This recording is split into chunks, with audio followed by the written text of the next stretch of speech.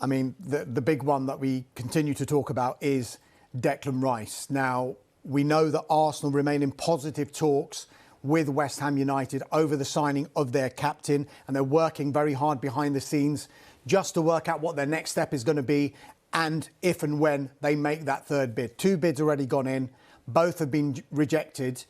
The last one was worth what was a club record £90 million, £75 million plus £15 million in performance-related add-ons.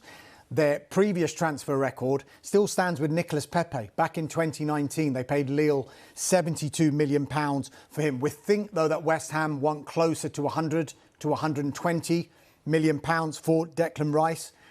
And they are expecting now an improved offer from Arsenal. But just lurking in the background are Manchester City. We know they are interested in Declan Rice.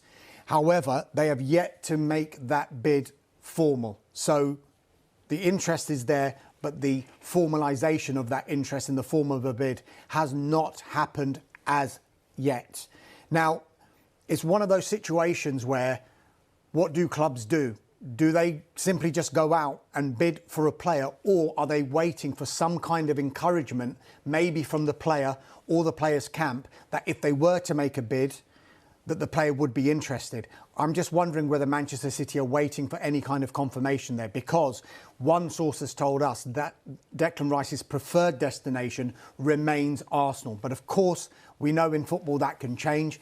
If somebody like Manchester City or Pep Guardiola especially go in for a player, how difficult would it be for someone like Declan Rice to turn down those advances? But then you've got to think of it from a human perspective as well. He's got a young family, has Declan Rice. He's settled in London. A move from West Ham United to Arsenal might be something that he's been thinking about and thinks, this is where I want to be, not only for footballing reasons, but for my family as well. So plenty to think about if you're Declan Rice.